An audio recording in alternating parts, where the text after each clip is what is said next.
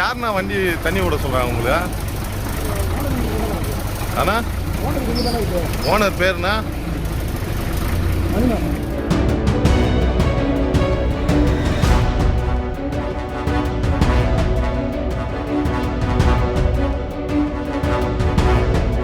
சென்னை போரூர் அடுத்த கிருகம்பாக்கம் மற்றும் மதுரவாயில் அடுத்த அயனம்பாக்கம் பகுதிகளில் தினமும் 100க்கும் மேற்பட்ட லாரிகளில் சேகரிக்கப்படும் கழிவுநீர் மழைநீர் வடிகால் கால்வாயில் வெளியேற்றப்படுவதாக புகார் எழுந்துள்ளது.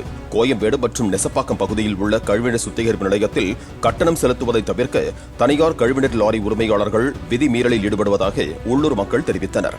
இந்த கழிவுநீர் கூவமாற்றில் கலந்து துர்நாற்றம் வீசுவதாகவும் அவர்கள் கூறினர். அரசு அதிகாரிகளிடம் பலமுறை முறையிட்டும் நிரந்தர தீர்வு கிடைக்கவில்லை என்றும் தெரிவித்தனர். நாங்கள் ஒரு நாளைக்கு இந்த இடத்துக்கு வரும்போது குறைஞ்ச அளவு ஒரு 5 நிமிஷத்துக்கு ஒருக்கா வண்டி வந்துக்கினே இருக்குது சார். இந்த இடத்துல நாங்கள் போகும்போது மூக்கை பிடிச்சின்னு தான் வரோம். எங்களால் முடியல. நாங்கள் எவ்வளோ தான் சொல்லி பார்த்தோம் சார், அவங்க கேட்கவே இல்லை சுத்தமாக.